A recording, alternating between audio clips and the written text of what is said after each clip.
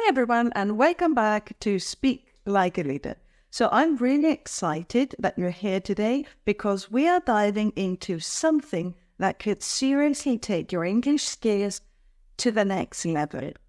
And what I'm talking about is using AI tools like ChatGPT, Grammarly, and other apps to improve both your written and spoken English. Now, if you're a business professional, you already probably know how important it is to communicate clearly and confidently in English, right? Let's start there.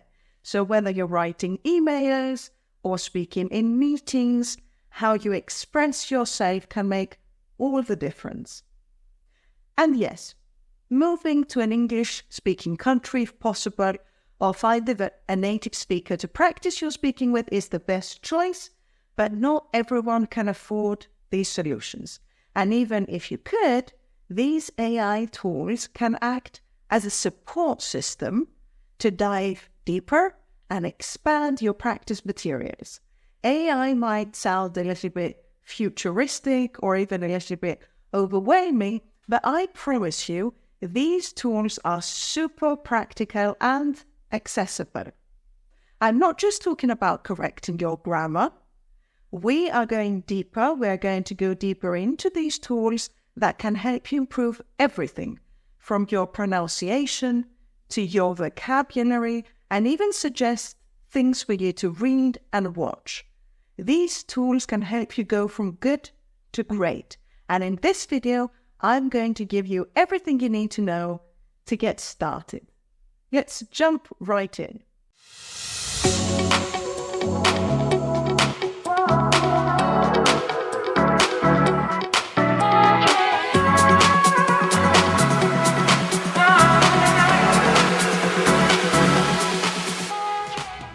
Let's start with writing. I think most of us spend a lot of time writing, whether it's emails, reports, or presentations, even just the chat message in English. And here's the thing. Writing well isn't just about avoiding grammar mistakes. It's about clarity, professionalism, and of course, your tone, whether it's formal or informal. So it's making sure your ideas are easy to understand and that your writing comes through as confident and precise. Now, I know many of you already use ChatGPT or Grammarly for your writing, but let's dig a little bit deeper today. Grammarly is a great proofreading app and can help you with the entire writing process, from outlining and drafting your text to rewriting your text for clarity, concision, and tone. Now, although it is not a replacement for a human editor, it is a great choice, and Grammarly Preview also offers accurate recommendations for correcting writing style, passive voice, word choice, sentence structure, and comma replacement. Okay, so why don't I switch screens right now and check out what Grammarly really looks like and how you can use it. What I would like to suggest at this point is maybe you should also shift to a larger screen, okay, maybe a tablet or a laptop. Otherwise, just send this video to your email so you can watch it on a wider screen when available, because I will be using these apps and it might be a little bit easier for you to see what I'm doing and how I'm moving through them. Okay, let's go. Okay, so this is the first page that you're going to see once you sign into Grammarly. Now you can sign in either by creating a username and password of your liking. You can use your Google account like I do, or many other different ways that you can enter into this free version. Now there are some limitations to this free version, but you can do quite a lot of things without necessarily upgrading to the pro version. Okay, so the first thing we see here is the different documents that I have already created. But the easiest thing you can do is just press on the button new here, and it will take you into a page where you can start writing your new document. So you can either type it in, you can copy paste it, or you can upload a document if you have one ready. Okay, so I'm just going to copy paste an email here for the purpose of this exercise. Now, the first thing that it asks me is to set my goals. I need to give it a little bit of information regarding what I'm expecting from it. So who is my audience in this email? It can be general, it can be knowledgeable, it can be experts. Feel free to change to expert if your audience is an expert audience in this topic. Formality, is it going to be informal, neutral, or formal? For the purpose of this exercise, we're going to keep it neutral. Now, domain, you gain access to the domain if you upgrade to the Pro version. So now it's general domain, but then you can shift it into business. And lastly, what is your intent? So what is your purpose? Is it to inform your audience, to describe something, to convince them, or to tell a story? So let's press inform in this case, and then done. Now, what do we have here? On the left-hand side, we have our email. On the right-hand side, the far right-hand side, we have our overall score. And for this email, it's 71 out of 100, which means that there is a lot of room for improvement. And how we're going to achieve that? We're going to review the suggestions. There are 13 suggestions, and we see different colors for the different issues that this email has. So there are quite a few mistakes marked in red. There's some issue with clarity marked in blue. The engagement is quite good, but the delivery is okay. So underneath, we see all the suggestions. Let's go through a few to see how this works. Now, in each suggestion, as you see here, you can just press on it, and it will show you what the problem is. So in the first sentence, we say, "Dear Mrs. MacArthur, I hope this email finds you well." Obviously, there's a grammar mistake here. The verb is wrong. So this email finds you well is the correct answer. And I can either accept or dismiss this change. I'm going to accept it here, and it's going to immediately correct it. The next sentence says, "I just have a few questions." Now, why is just underlined here? It's not a mistake, but it doesn't allow us to sound very confident. So Grammarly is asking you, do you want to sound more confident? If you press here, it says, I have a few questions about the Skipton Airport. That sounds more convincing, more confident, so I'm going to rephrase it. Now, afterwards it says, initially, could you give me an update on where you are on the project? Here it asks me to change the wording or give me an update to, could you update me on where you are on the project? I think this sounds better, so I'm going to change the wording. You see that the more changes I make, my overall score increases. So we're already at a score of 79. And if, again, just for the sake of this exercise, I start accepting all the changes that it's asking me about, and of course, you're going to have to read through these, but I'm just going to accept them all here. So you see that our overall score is now at 97. Now, why isn't it 100? It's not 100 because there are 3 more ways to improve this text, but you have to upgrade to the Pro version to gain access to the rest of the suggestions. Okay, so what you do now is just you copy-paste this text into your original document and you're set to go. What you can do, on the other hand, is use ChatGPT and consider it as your personal writing coach. There are many tasks it can help you with, but it doesn't allow you to accept or reject suggestions on its grammar changes as Grammarly does. What it can do, however, is offer grammar and style connections. It can improve your vocabulary, separate variety, as well as help you navigate cultural and professional contexts that you're using in your writing. Why don't we practice a little bit, play around with a few questions that you can ask ChatGPT to get the most out of it. Okay, so this is ChatGPT. For those of you who haven't used it before, let me just say that you can log in using a username and a password, or you can just sign in with your Google account as I've done today. And basically speaking, what is ChatGPT? You can think of it as a conversation partner, a writing partner, where you can do many different things depending on what you're looking for. So in English, and starting with written English, there are a couple of different things that we can do, and we can play around with it a little bit. So why don't we start with a short exercise so I can take you through it. Now, in the screen over here, the only thing that we're interested at this point is where it says message ChatGPT here at the bottom. So what we do here is we ask it questions. And in ChatGPT, the questions are called prompts. So what is very important to understand when you ask ChatGPT something is that you need to be as precise as possible. Give it as much information as you can so the answer you get is more to the point. Okay, so a first little exercise that we're going to do today is I'm going to prompt it to create 2 or 3 sentences of an email with a few mistakes so we can see afterwards how we can correct them and how we can upgrade them. Are you ready? Okay, so let's ask it and say, I would like you to give me 2 sentences from a business email related to a request. Make some grammar mistakes as an exercise for a student to correct. Okay, so I'm not giving it any further information.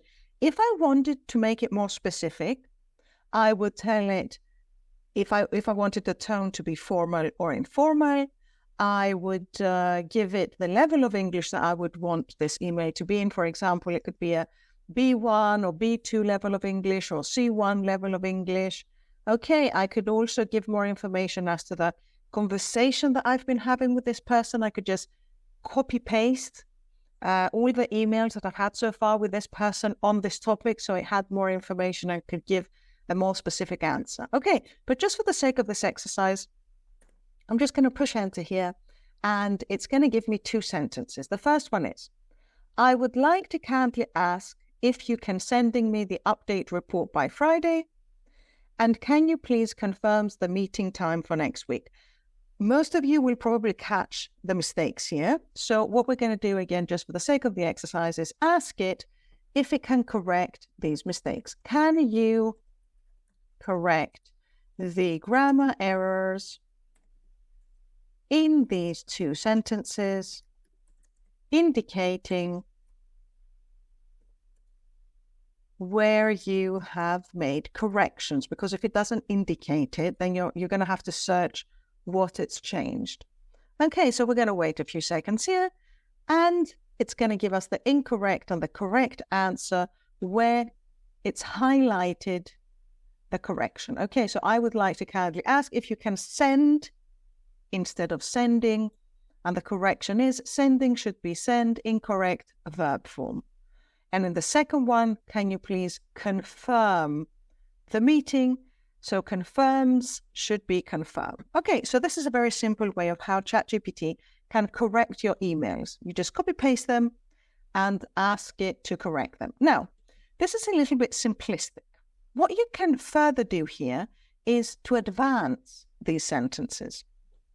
So, for example, you can be a bit more specific with your prompt. You could say, can you upgrade these sentences to sound more formal, for example, okay, more concise, more concise or more, these are a little bit concise, so more,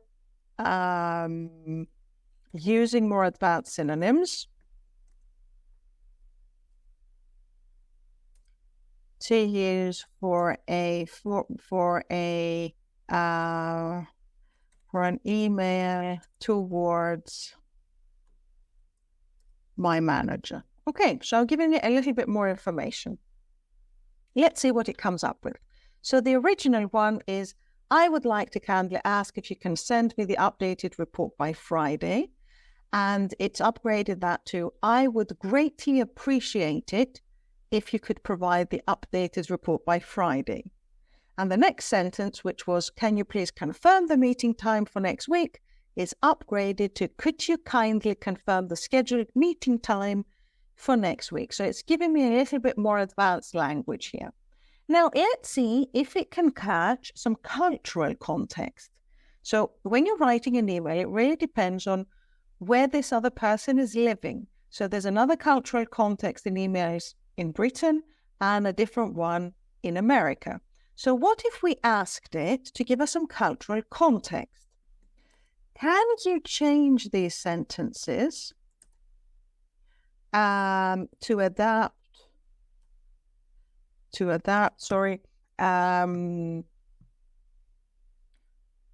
for a British culture? Okay, let's see what it does here. So I would greatly appreciate it if you could provide the updated report by Friday, becomes I would be most grateful if you could kindly provide the updated report by Friday. So it's made it much, much more polite as it is in the British culture. And the second one has become, may I kindly ask if you could confirm the scheduled meeting time for next week. Okay, so you see how you can play around with your emails here, adjusting them to the tone, formal, informal, cultural context, European, non-European countries, and also ask it for synonyms. So what is a synonym to, for example, what is a synonym I can use instead of the word? What word could it be? For example, instead of the word ask. Okay, so you can use the word request, you could use the word inquire, seek, solicit, that's quite formal. So may I request the report? I wanted to inquire about the meeting. I am seeking confirmation, or I would like to solicit your input on the report. Okay, so it's very nice to request some synonyms. And then what you can do is say, change the initial sentences using advanced synonyms. Okay.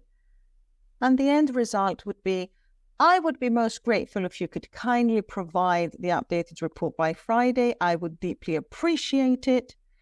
May I kindly ask if you could confirm the scheduled meeting time, becomes, may I kindly inquire if you could verify the scheduled meeting time for next week. Okay, so many, many different versions here.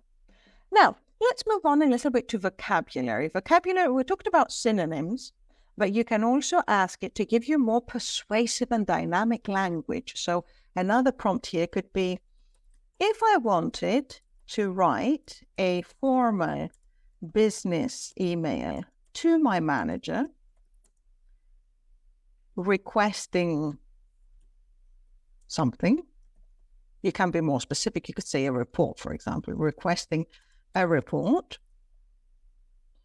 What kind of expressions could I use to sound convincing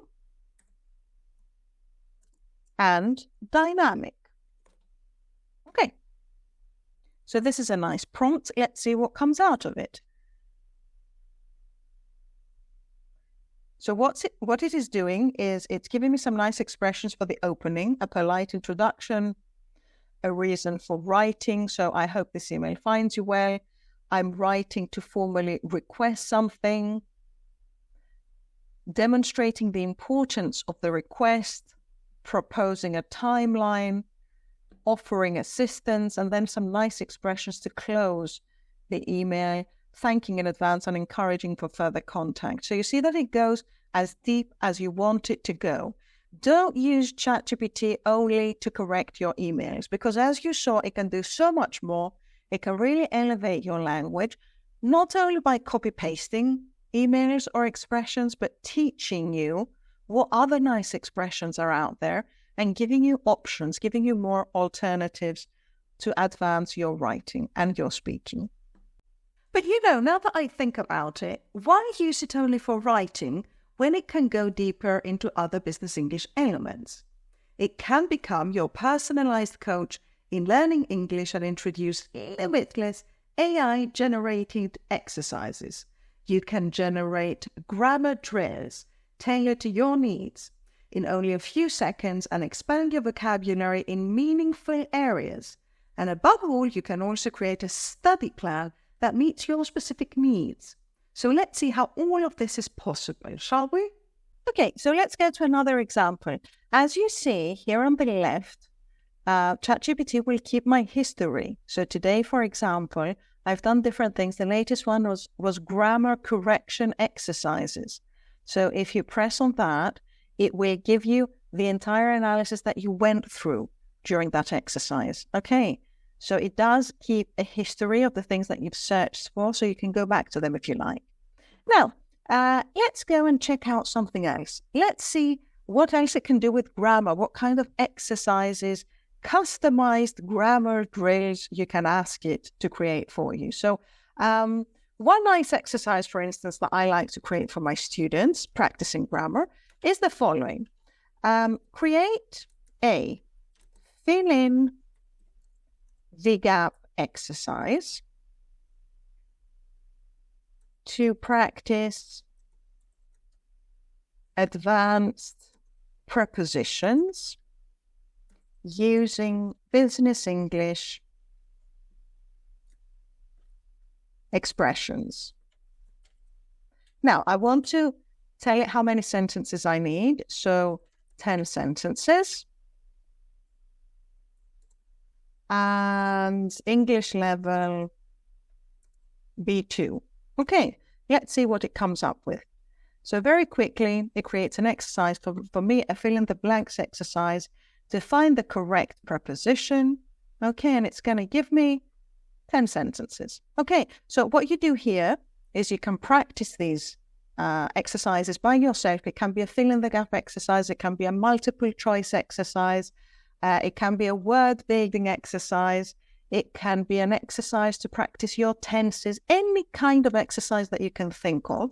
And then once it's finished, you can just type answers and it will give you the correct answers.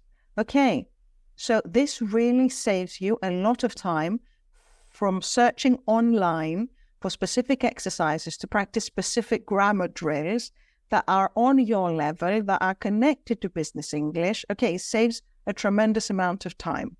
Now, another thing you can do is ask for it to teach you vocabulary in a specific context.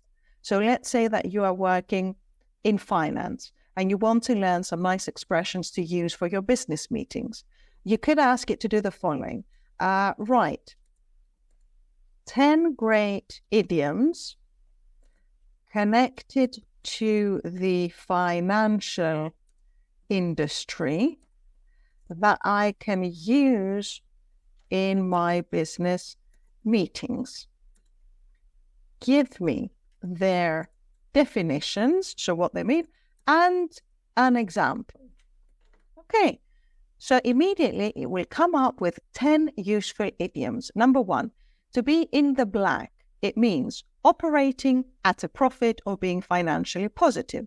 An example, after a tough year, our company is finally back in the black. Okay, so it's giving you some nice idioms, nice expressions that you can use. And you can learn 1 idiom or 2 idioms or 3 idioms every day. Now, this is where I want to come to our next step. Many people, many of my students become a little bit overwhelmed with ChatGPT because there's so many things that you can ask it to do. You can literally spend your entire day doing exercises on ChatGPT. Now, what would be more interesting would be to ask it to create a study plan for you. Okay, and this is what we're going to do next. So let's say that I want to spend 30 minutes every day advancing my business English skills to a C1 level of English. What daily plan would you recommend? And if you want to, you can also ask it to create exercises for each day of the week. Okay, So let's see what it pops up with here. So what it says is the following. Daily 30-minute business English plan. Day 1, vocabulary expansion, 10 minutes of reading, 10 minutes of writing, 10 minutes of speaking. So you're going to read a business-related article, write a brief summary on the article, and record yourself summarizing this article. Now, for each one of these things, these bullet points, you can ask it to go deeper. So you can actually ask it for every day of the week which business article to read, connected to any industry that you want, or you could ask it to suggest some videos, some podcasts, some TED Talks that would be interesting for your line of business, for your position, and for your level of English. All right, now let's switch gears and talk about improving your spoken English. For a lot of professionals, speaking is where the real anxiety comes in. Whether it's a phone call, whether it's a Zoom meeting or a live presentation, speaking English fluently and confidently can feel like a big challenge. Fortunately, AI can help here as well. Let's start with pronunciation. There's a really great app called Elsa Speak, which is specifically designed to help you improve your pronunciation skills. So what's really cool about Elsa is that it uses AI to listen to how you speak, and then it gives you feedback on specific sounds. So if you're struggling with particular words or sounds, it will break them down for you. For example, let's say that you have trouble with the sound in words like thought or thing. Elsa will not only point out, but also give you exercises to practice that sound. And it does this in real time, so you can hear the correction immediately and try to adjust it. Over time, this can really help you fine-tune your pronunciation to sound more natural when speaking. Elsa Speak also provides feedback on intonation, which is key if you want to sound more native-like. It can help you understand how your tone can affect the meaning of what you are saying. For example, rising intonation at the end of a sentence can make it sound like a question, even if it is a statement. Learning these nuances is crucial for sounding polished in professional settings, so I really would recommend it. Now, what about ChatGPT? Can we use this app for speaking practice? Well, ChatGPT doesn't listen to your voice, but it is great for speaking practice in another way, by acting as a conversation partner. So you can have full dialogues with it. For example, if you want to practice business conversations, just tell ChatGPT the context, like, I'm about to have a meeting with a client about our new product launch. Let's role play this conversation. You can then type your responses as if you're speaking, and it will respond in real time, simulating a business scenario. This kind of back and forth helps you think on your feet and practice structuring responses like you would actually in a real conversation. Now, another great tool to use for spoken English is Google's free speech-to-text feature. You can use it with Google Docs or any other app that supports it. And this helps because you can speak and the AI will transcribe what you say. Now, it's not perfect, but if it gets things wrong, that's a clue that maybe your pronunciation needs some work. One other great area that AI can help you with is when it comes to recommending content, both for reading and for listening, which is very important. Let's say you want to improve your English by reading more and reading business-related articles or watching TED Talks on leadership or specific topics. You can ask ChatGPT for specific recommendations instead of searching online. You can say something like, recommend some articles on leadership in business at a B2 English level. It can then give you a list of articles, blogs, videos that match your skill level and interests. This way, you're not just randomly picking content, but actively listening and learning from materials that are on an appropriate level for you. You can even go a step further and ask AI to help you create a structured plan, a weekly plan or a monthly plan. For example, you could say, give me a 30-day English learning plan focused on improving my business writing and speaking skills. It will lay out specific tasks that you can do each day, and you can make some writing practice, vocabulary work, reading, and even speaking exercises. Why don't we see some of these prompts in practice? Okay, so in this last part, let's request some resources from it. So learning English is all about reading articles, listening to talks connected to your area of interest. So what I'm going to do now is suggest that we want to practice negotiation skills, and we want to practice 5 days per week.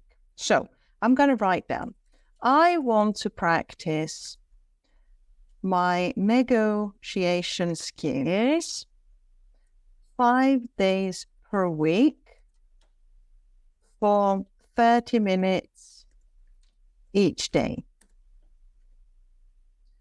I want to read an article twice per week, listen to business talks 3 times a week, and do vocabulary exercises once a week.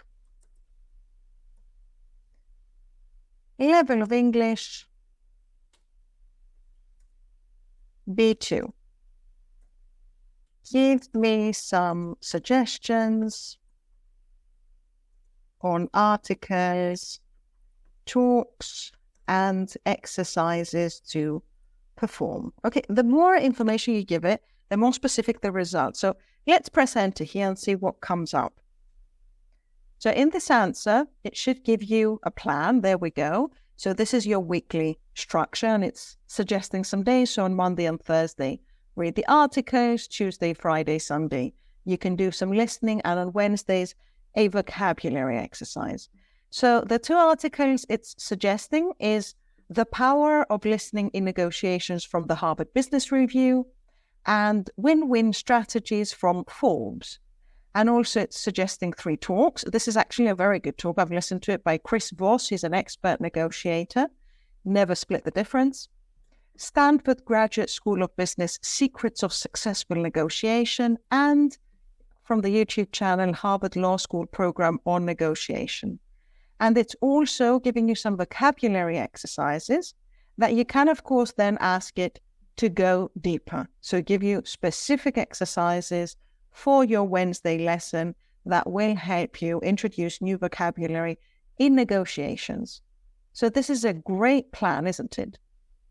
Now, let's quickly touch on the cost of reviews of these apps. I know that many of you want to know if they're worth their money. So here is a breakdown. Starting with ChatGPT, there's a free version that's already very powerful, but the paid version, ChatGPT Plus, costs around $20 a month and is faster with fewer limits. Grammarly, there's a free version for basic grammar and spelling, but for more advanced features like tone adjustment and vocabulary enhancement, Grammarly Premium costs about $12 per month. Elsa Speak, this tool costs around $20 a month, which is a pretty good deal considering how specialized it is in pronunciation. And of course, Google's speech-to-text is free to use, and it's already integrated with many platforms. Now, each of these tools has excellent reviews, especially for professionals looking to refine their English skills. ChatGPT has over 4.5 stars on various platforms. Grammarly is hugely popular with students and professionals alike, and Elsa Speak consistently ranks high for those wanting to improve their pronunciation. So there you have it. AI tools can do so much more than just correct your spelling. They can help you improve your writing style, practice speaking, expand vocabulary, and even tailor exercises to your specific needs. And the best part of it is that most of these tools are affordable or even free to try, so you can start using them right away. If you've used any of these tools, let me know in the comments how they've helped you, or any new ideas on how we can use these AI tools to enhance our learning. So give it a try and share your experience.